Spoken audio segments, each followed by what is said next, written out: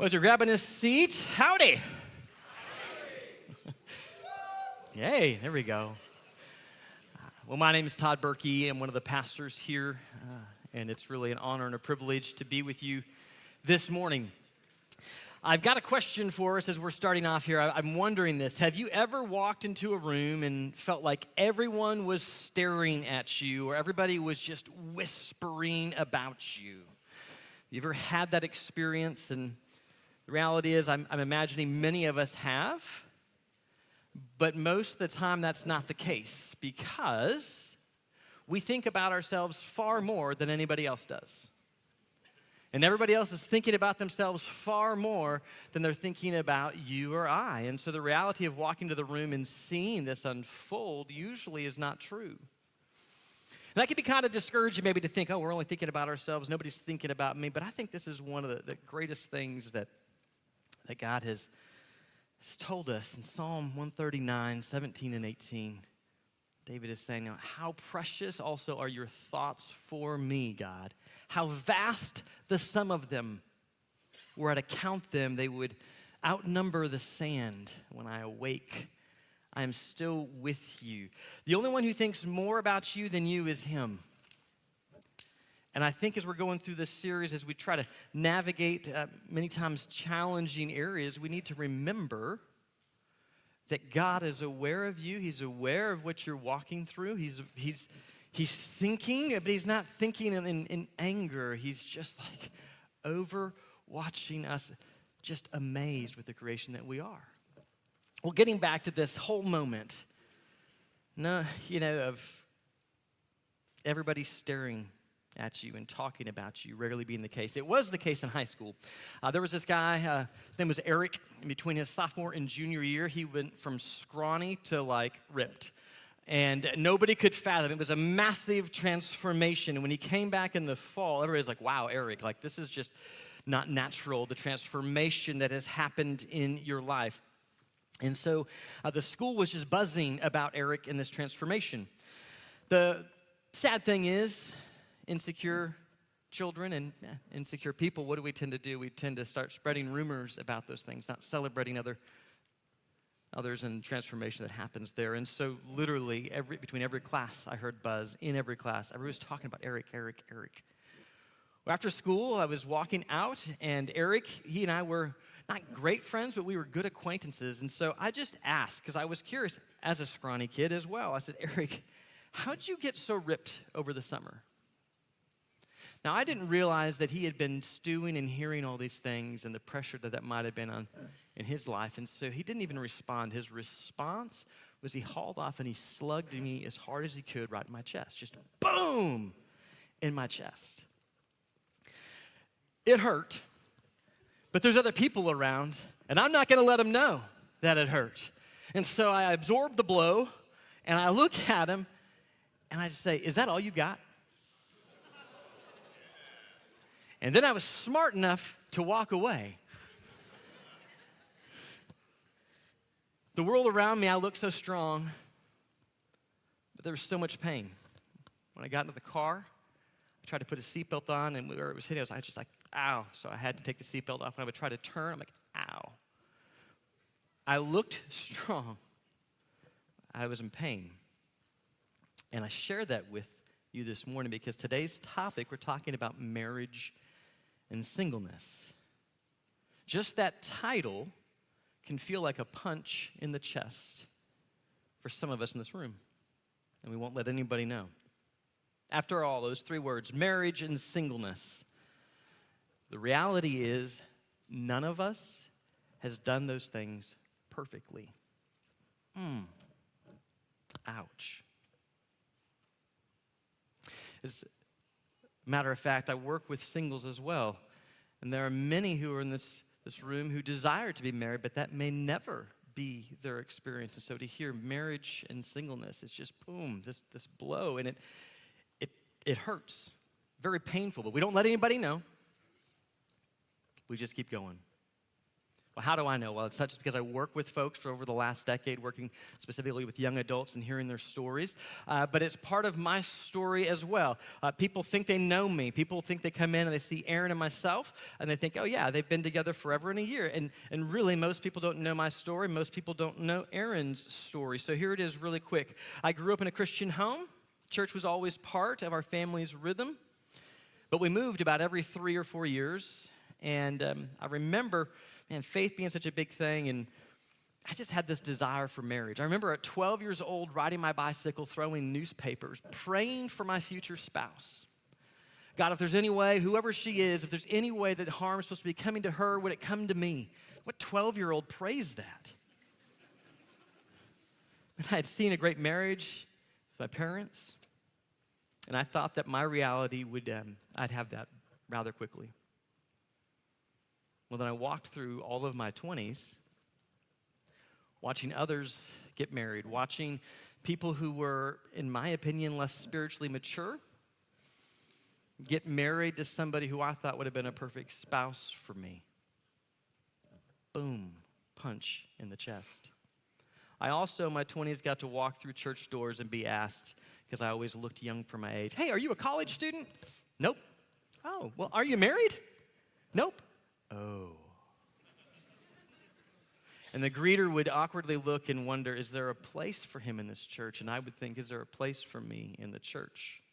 And if there was, I would normally be led to this weird room. There's no other way to describe it. There'd be people from 20 to 60 in this room, which is all intergenerational, which is great, but they all look lonely. They all look desperate. They just wanted to talk about their singleness and their desire to get out of their singleness, and they wanted to talk about their strange pasts and the traumas, and it was just this heavy, weird space. Add to it, I often got the question, why are you still single? Often asked by people within the church. I guess what they were really trying to say is, Todd, you seem normal, but what must be wrong with you to not be married? Punch in the chest.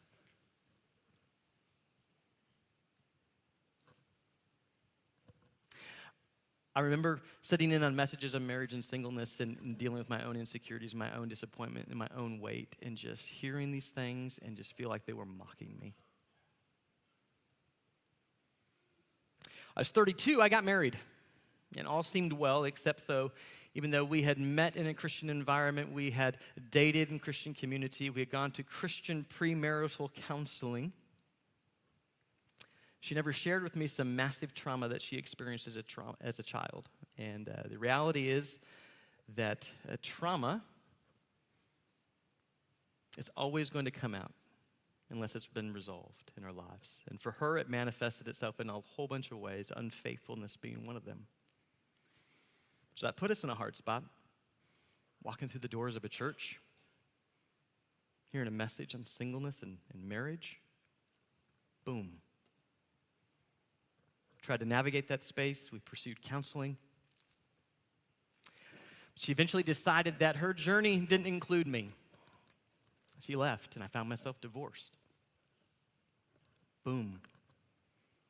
For 4 years, walking into a church, feeling guilt and shame as if I didn't belong. Boom. Just through the title of marriage and singleness. And 11 years ago, thanks to technology, I met Erin, the incredible, most beautiful woman who started the whole day off having us have conversations. We got to meet and marry and fall in love, and the rest has been great, right?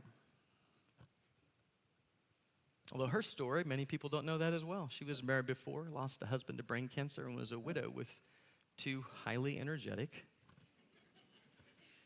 and yet awesome boys that I now get to call my own. Why am I telling you this? In this room, there are a multitude of stories, things that we're carrying, that we come in and we just hear marriage and singleness, and we're feeling wounded by it, but we don't want to let anybody know. Maybe you're the single, and you want marriage, but it isn't happening, and you feel like this message taunts you, and you're struggling to see that God is actually good since he hasn't given you the good desire of your heart. Maybe you're married and you're struggling. You're frustrated because there's tension in your marriage is growing, but you don't let anybody else know. And now this message that you're going to hear on marriage is going to feel like it's an attack on you. Maybe you're divorced. You've been left and hurt. It's deep and it's real. And you just feel like, great, here comes salt on the wound. Or maybe you're there and you're kind of an advanced thinker and you know that marriage and sex go together. And you've crossed way too many lines in your life. And you feel like this is the moment where you're going to be raked over the coals. I share my story with you because my desire this morning is to simply come alongside of you. I'm not here to talk at you. I'm not here to talk over you. It's to come alongside of you and bring some encouragement. Now, singleness and marriage, they're huge topics. They could be series all by themselves. And as we step in, I want us to keep 4 broad strokes in mind, threads that we're going to pull on as we go. And so these broad strokes are simply this. The first one is that singleness and marriage, they are gifts. In 1 Corinthians, Paul is writing them a letter in the Corinthians. They had a question to ask Paul, and so they had communicated earlier, Paul, we got a question. Guess what the question was about? Marriage and singleness. And so Paul's going to reply to marriage and singleness. And he says this in 1 Corinthians 7:7. He says, yet I wish that all men were even as I myself am, single. His desires, I wish that all were single like myself. However, each has his own gift. One in this way and another in that. So as we're coming in, we want to make sure that we keep in the back of our mind that singleness and marriage, they are both gifts from God. They're not curses from God. Pause for a moment, and the funny thing is, singles typically think, oh yeah, it's a curse. This is the gift I want to return. And they never, ever think that anybody on the other side who's married might be sitting there going, this is just too hard, and I wish I were over there. And they only assume one direction. But the reality, both of these are gifts from God, not curses. I've heard it said, singleness is the gift that I want to return. But what a miss. Because it is a gift. For me, I struggled with that. Again, all of my 20s, I struggled of hearing these things. I kind of had that same idea. But there was one truth that cut through my disappointment. And that truth that I want to share with you is broad stroke number 2. And that's simply this, that gifts, they don't complete us, only Christ does. We want to keep this in our minds. Singleness and marriage are both gifts, but those gifts, they do not complete us, only Christ does. Paul in Colossians 2:8, he says this, for in him, that is Christ, all the fullness of deity dwells in bodily form, and in him you have been made complete. He is the head over every ruler and authority. Read it to you, but I'll let you look at it as well. The gifts that he gives, they don't complete us, only Christ does. Now, again, as a pastor who has served almost the last 10 years in a ministry that is focused on single young adults, you would imagine that I get to do a lot of weddings, which I do. I do a ton of weddings, which is awesome. It's always an honor and a privilege to do that. There's several in this room that I've been able to wed you, and it's awesome and incredible. Thank you for the privilege. Thank you for the privilege, really. But it's funny because my first point in every wedding that I do, and if you've been to a wedding, you would already know it. I almost had audience participation. But the first point of every wedding, it goes like this. The first thing I want you to know before you step across and say, I do, the first thing you need to know is this, that marriage does not complete you, only Christ does. And I harp on that for a bit. Granted, the guests who are there are confused. They're like, isn't this two people coming together? Doesn't that make them complete? But man, I want them to know that the gifts don't complete us, only Christ does. And while there is a unique beauty and bond between husband and wife, the moment that we look to another person to try to give us value, identity, and worth or life, we're putting undue strain on the other person. It's the furthest thing from love. It's very cruel. You're asking the impossible because only Christ completes us. I want to pause for just a moment. Here's the reality. Every single one of us were born broken. All of us were born spiritually, not just even broken, spiritually dead. And the reality is we know it. All of us do.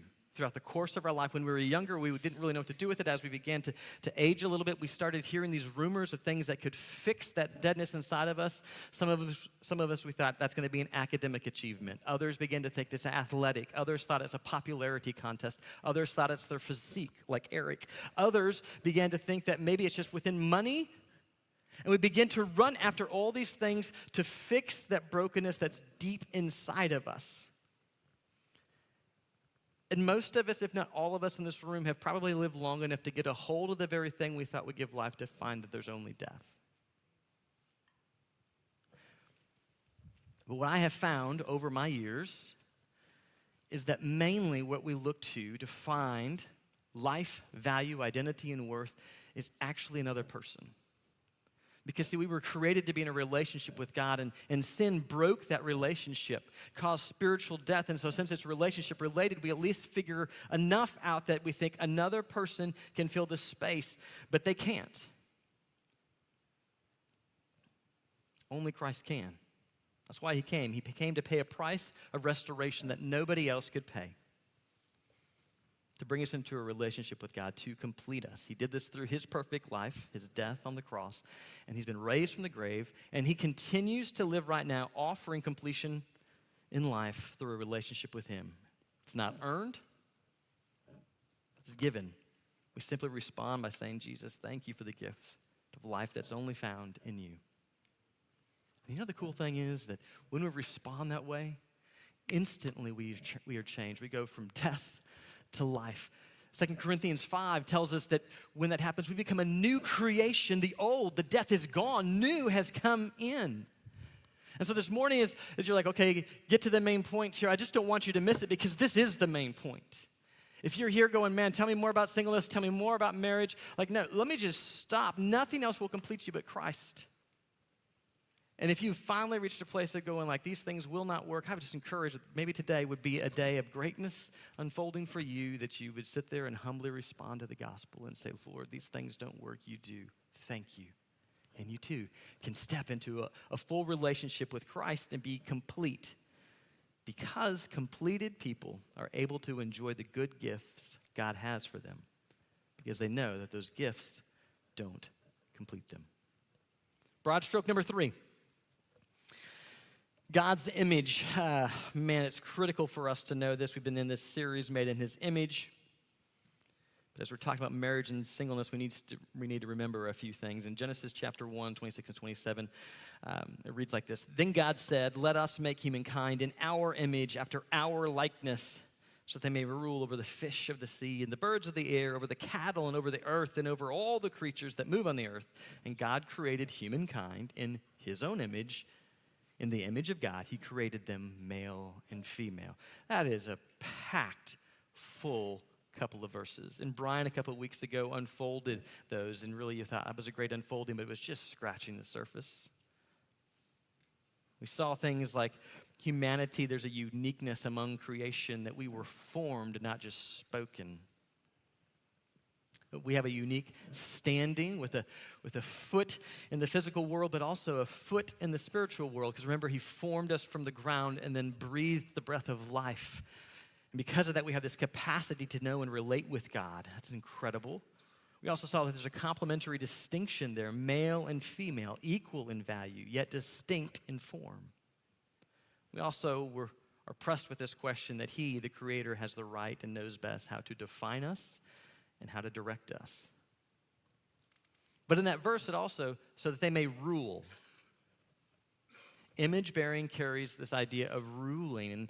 And it's going to be wrapped up in 4 words. This is the thread we're going to pull on as we go, our purpose in life. That what does ruling look like? It really is image is a reflection of who God is to the world around us. So as he is, we are.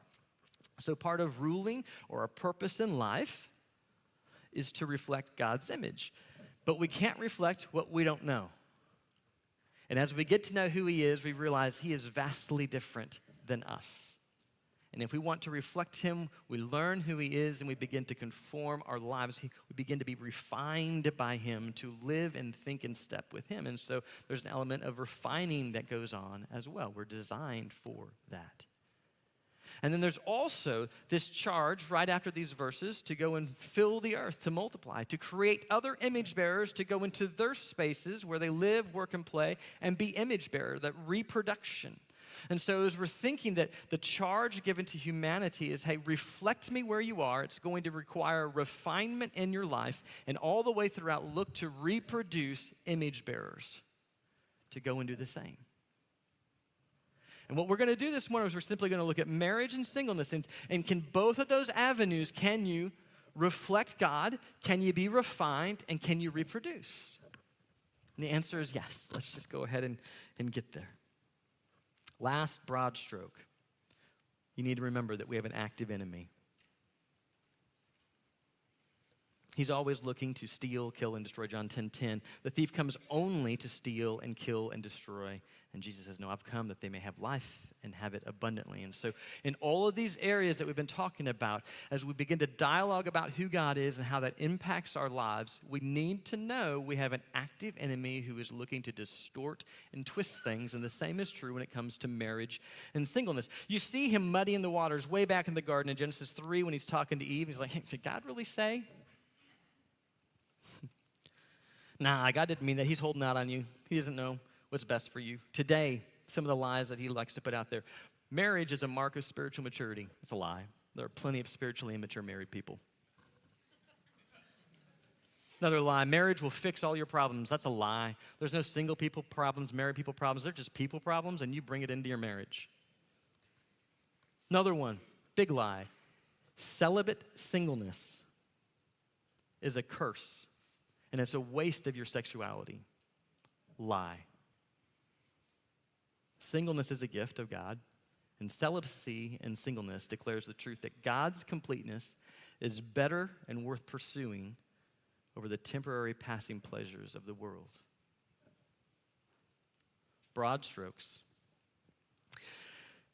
As we get ready to dive in here, though, I want us just to think about this. Like, God has always given us these relational images all throughout Scripture. He's trying to say, man, I don't want to be this distant God who just sits back and is uninvolved in your life. He gives us these images that says, no, you need to know. My desire is to know you, to have you know me. And he talks about things like, hey, he refers to us as his body or his children or his bride.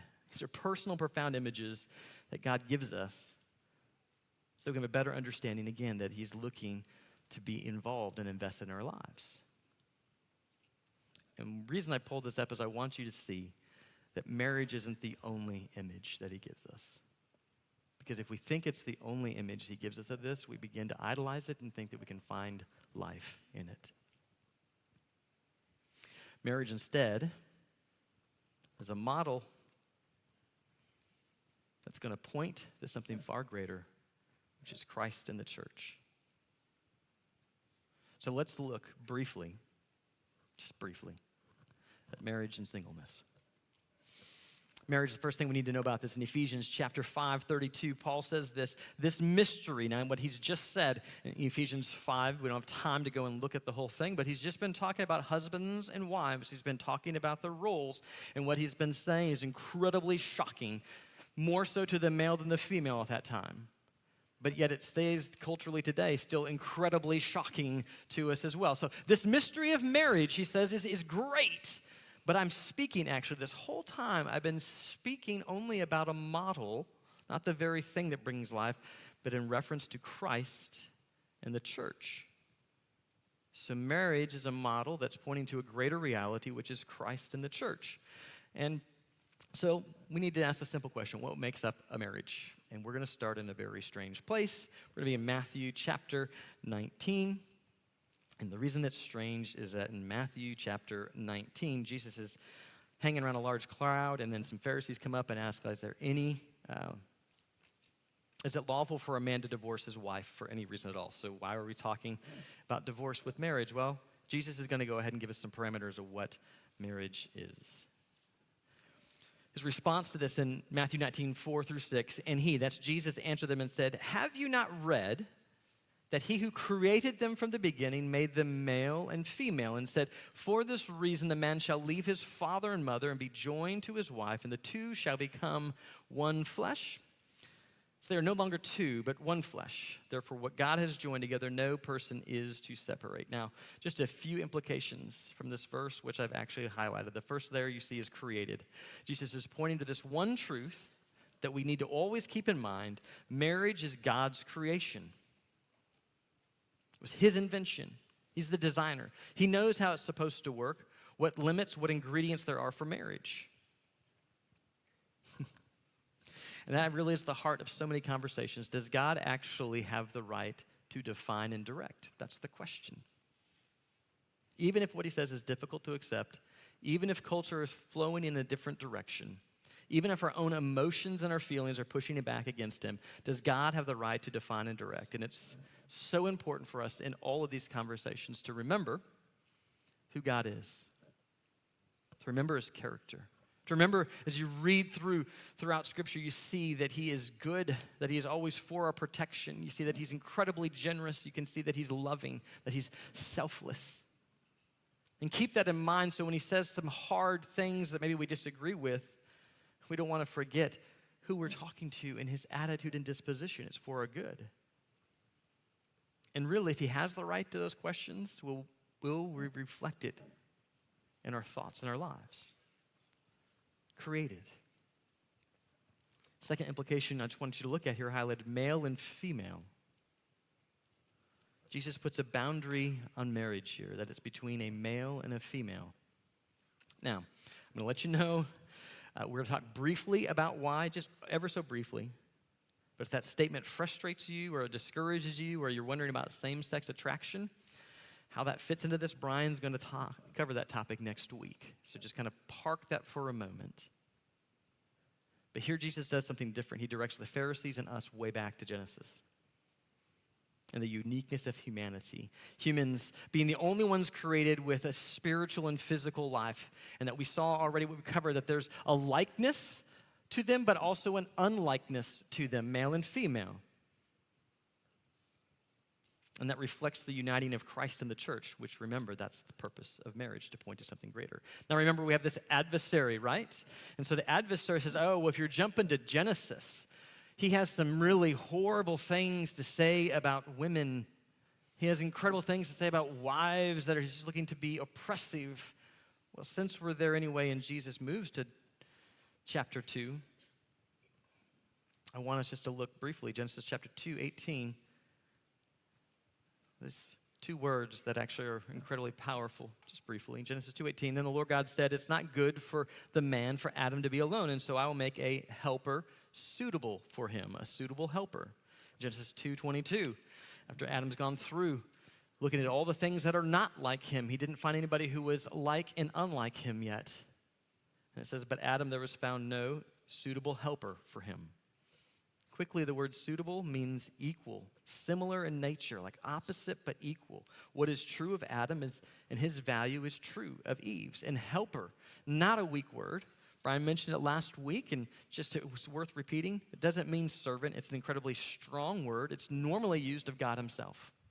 Most of the times, helper is used of God in Exodus 18:14, Deuteronomy 33:29, Psalm 70, verse 5, and more.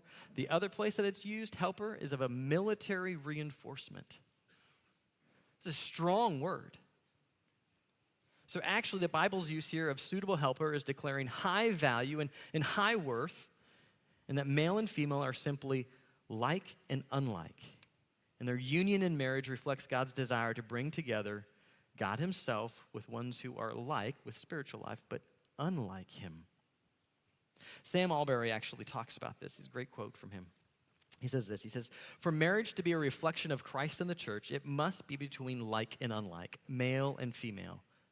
If you change this arrangement, you end up distorting the spiritual reality to which it points. Marriage points to Christ and the church, the bringing together of heaven and earth, and the same is true here. That's why it's man and a woman, like and unlike, coming together. But he makes a few other observations here, because remember, refine, and reproduce. So let's just look here. How does this reflect God, both in his heart to be near, but also we see that Christ and the church, that his nearness to us is closer than any other relationship and changes actually how we engage in every other relationship. For this reason, he said, a man shall leave his father and mother. In the ancient Near East, family relationships, that was it. That was the top dog. It was the closest. You were always all in with the family. And now this new relationship comes in, marriage, and he says, this is greater. It's pointing to the reality of all our relationships, all the places that tell us our value and our worth. Everything else, there's a higher voice, and that higher voice is Jesus. And what he has to say matters most. Another thing that we see here that's pointing to reflect how marriage reflects here, that no person to separate. You see, it's reflecting God's faithfulness. Marriage is to be permanent, no separation. It's meant to be a rock, a place where there is safety, where there's protection, a place where people can be fully known and accepted, where all insecurities, all fears, all dreams are on the table before the other person who is vowed to stand with you. And as they stand with you, through all those things, it reflects who God is. As he says, I will never leave you. I will never forsake you. Marriage offers a great opportunity for reflecting who God is. Now, the enemy, again, has been doing some things, weaving his way in, and there's this lie that cohabitation is just as good. Why? Save yourself the expense of having to throw a big party, of having to pay for a marriage license. Let's just cohabitate together. And study after study finds the quality of life and quality of relationship there is lower than that of a committed relationship. Mainly because you can never fully take your mask off, because you're always on, because you don't really know, is this person going to stay with me or not? They haven't vowed to do that. Basic cohabitation has been as so long as you don't irritate me, you can stay. There was a 2023 study from Denver University. It actually found that those who cohabitate together and then end up getting married, there's an increased rate of divorce, and there's a massive decrease in marital satisfaction. So marriage can reflect who God is to the world around us, but it also refines. Remember this? Now, in Ephesians chapter 5, 21 through 33, it's a larger section that comes down talking about the roles of men and women, but they all kind of boil down to this one thing, to subject yourselves to one another in the fear of Christ, that both husbands and wives are submitting themselves to one another as they're carrying out those roles. Well, that's shocking, radically shocking, especially ancient Near East, where males could do basically what they wanted. And now to say, no, you're limited to only your wife, that was shocking. That was crazy. Other places it's written that the wife has authority over the male's body. That was shocking. Crazy. It was messing with the cultural thinking. It required refinement. That uniqueness continues today, of having a marriage, B, one that there's harmony in the marriage where you're serving one another. It continues today where it seems so counterculture because we are born pretty self-centered. And as we serve each other, we begin to see like, oh, I never knew how selfish I was until I got married.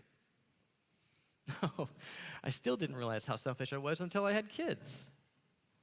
Oh, I never really knew what forgiveness was until I was really wounded deeper than what I ever thought I could be wounded. Oh, I've never known the beauty and joy of somebody who is willing to support me and cheer me on when I just want to give up.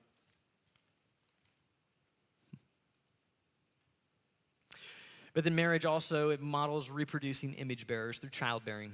Now, husbands and wives, you're not required to have children, but it is that relationship in which children are to be conceived because God has actually something to say about the gift of sex. And I'm going to be really quick here. Because sex is a gift from God. And because it's from God, he's actually put boundaries on it. And he's put those boundaries around for our physical, our mental, and spiritual health. And those boundaries are really clear. It's to be between a husband and a wife in the confines of marriage. And the question is, will we trust him that he is actually a good gift giver? Or we choose to go our own way with that? Again, we have an enemy who looks to steal, kill, and destroy through lies and distortion. And for years, this lie has been that you can uncouple sex and marriage. That it just doesn't matter. It's just a physical act.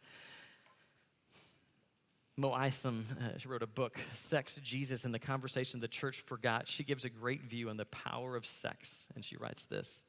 Physically, sex includes a beautiful range of acts and expressions. Mentally, sex is a catalyst for the activation of unbelievable, powerful neurotransmitters in our minds. Emotionally, sex is an expression of love, surrender, trust, and sacrificial service to another. And spiritually, sex is the tangler of souls, a bonding agent that leaves a permanent imprint on the heart and our minds and our spirits.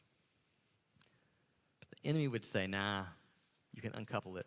But study after study after study comes and talks about the impact of sex with others, or even the viewing of porn and having sex with ourselves negatively impacts ourselves and any relationship we step into. Even if the world around us says it's normal and acceptable, which it does. It's like this. It's like a zoo. Years ago, I went, you're like, well, great, Todd, a zoo. That was a hard shift. Yeah, it's like a zoo. Years ago, I was at the San Antonio Zoo, and looking at all the animals, and all of a sudden, you heard just this incredible roar. This massive lion begins just to call out, and you knew, everybody knew, A, it's a lion, and B, like, that is big and impressive. And then the strangest thing happened. Everybody ran. But they ran towards the roar. Why? Because it was in confinement, in bounds that would keep them safe. If the lion was out and roaring, everybody would be running the opposite direction, fleeing from it, because they know the power of the lion to destroy. And the same is true with sex. God sets these boundaries up for our protection and our health, not to be a killjoy. A real quick, helpful tip to know if you're viewing the gift of sex properly is when you realize that you're actually called to purity and you stop asking, how close to the line can I get? Instead, you start asking, what does purity and pursuing purity actually look like in my life? Because the questions we ask reveal what our hearts are focused on. So marriage, it's a gift. It's a space for reflecting God's image, being refined through selfless service, reproducing image bearers. Marriage is also a way to image God's desired relationship with us. But it's not the only image of that. Ultimately, marriage points to where life and completion can be found, which is Christ and Christ alone. But what about singleness? Man, here's the deal. I'm going to ask some really hard questions. And again, my heart is not to talk down. If you're single in the room, but to come alongside. And as I get ready to say these things, I am remembering I'm remembering how I felt. Because as a single, many times they're carrying around a real sense of loss. I remember feeling like everyone around me thought that I was lacking or spiritually mature because I was single at 30 and I was single at 38. And while nobody ever told me that narrative that I was riding within, that narrative, nobody ever pushed back on that. Nobody reminded me of the beauty of the gift of singleness alongside acknowledging the sadness that's there. So these three questions, they're not meant to punch, just to clarify a truth about the gift of singleness. Question 1, does the gift of singleness prevent you from reflecting God in the world around you? Question 2, does the gift of singleness hinder being refined by God to conform more and more to his image? Number 3, does the gift of singleness make it impossible to reproduce image bearers to be light in a dark world? The answer is no.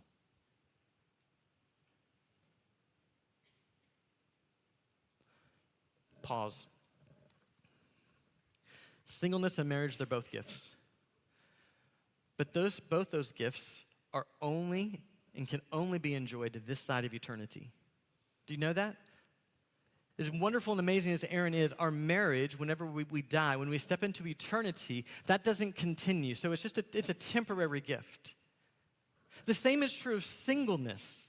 It's a temporary gift. It's not forever, because when we step to the other side, if we've come to know and trust Jesus, we are the bride of Christ. We are known in a radically different way. And so these gifts, we just have a short time to use them, just a really short time to steward them. But both of them are temporary. And why would we be dominated by something that is temporary and will not last, as opposed to stepping into the beauty of the gospel and following him? Paul, in his response there in 1 Corinthians 7, he has some crazy things to say about marriage and singleness. He says this, he goes, but I want you to be free from concern, guys. To the one who is unmarried, you're concerned about the things of the Lord, how he may please the Lord, but the one who is married is concerned about the things of the world, how he may please his wife. His interests are divided. He would go on, the woman who is unmarried and the virgin, she's concerned about the things of the Lord, that she may be holy in body and spirit. The one who is married is concerned about the things of the world, how she may please her husband. He's going to say that both are great gifts, used differently, but here's the thing. This is incredible. Do you see what his assumption is for single people? That your sole concern is about the things of the Lord. It's the only aim. Undistracted pursuit of the things of the Lord. What things? To love the Lord your God with all your heart, your mind, your soul. Second thing is to love others as yourself. And that's a huge assumption that Paul makes. No division, just pursuit without distraction. He's basically saying, listen, singles, these unsingles, they've got an obstacle that you don't have. Does singleness prevent a person from reflecting God, being refined by him, reproducing the image bearers? Nope. And how's that seen? And we're going to move. A few things. Community is a huge thing. In Acts chapter 2, the church has just been born. There are 3,000 believers in Jerusalem, and they begin to live radically different. So different that people are confused, like this giving, this sharing, this nearness, that they were continually devoting themselves to the apostles' teaching and to fellowship, to the breaking of bread and to prayer. Man, and all the believers, they were together, they had all things in common. They were selling their property and possessions and sharing them with all.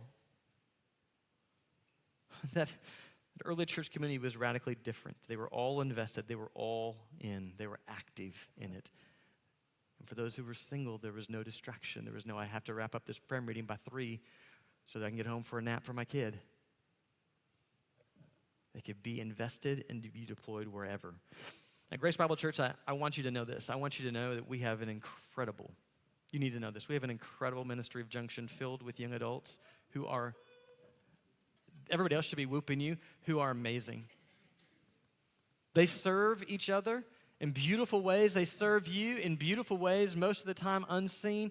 It's truly an incredible thing. And Grace Bible Church, I want to thank you and the leadership that you provide us space every Thursday night. But more than that, of saying, here's space, you're all welcome. But more than that, you invite opportunities to serve the church at large, whether it's up here in worship, whether it's connecting, whether it's in helping to lead small groups and Bible studies with children, whether it is helping with retreats. I mean, all over the place, production, you name it, leading Bible studies. There are so many opportunities that Grace Bible Church has said, man, we know that singleness does not define you. Christ does, and you are welcome to come here. We want to see you take steps, and that is a beautiful thing. So thank you to the church for offering that space.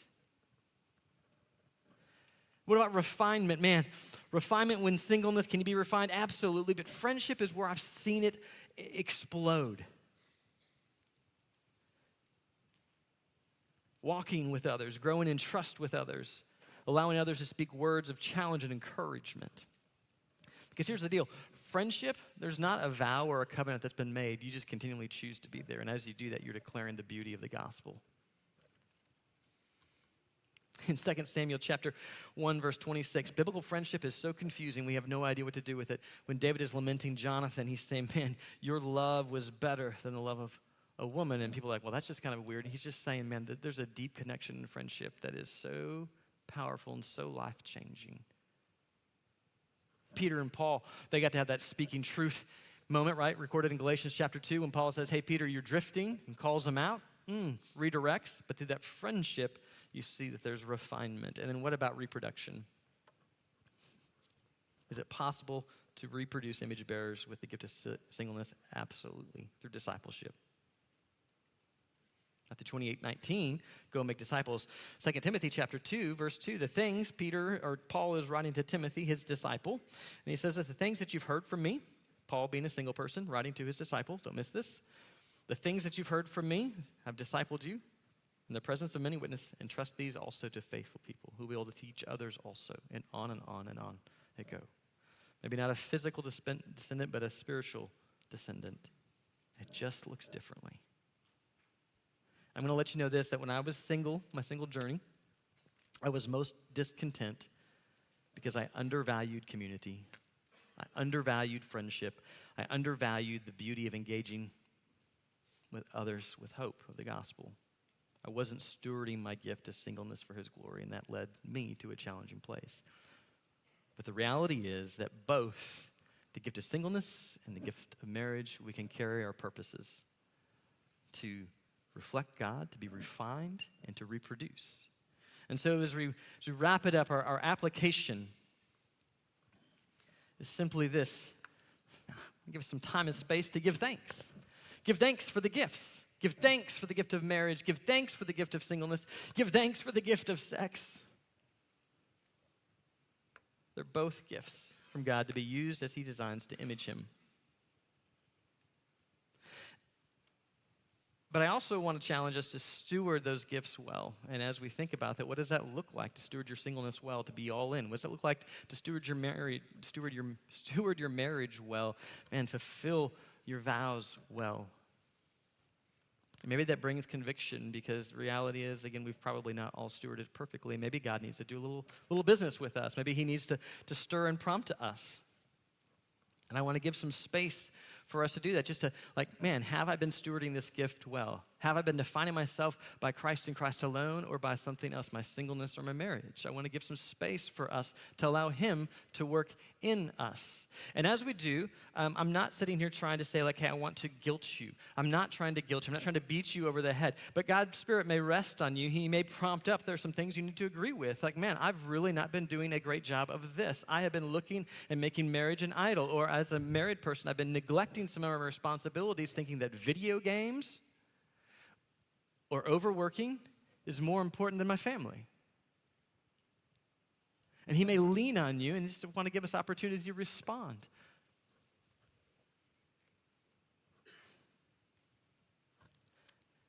As we do that, we're going to have a few people around the room that maybe you feel like you just want somebody to pray for you.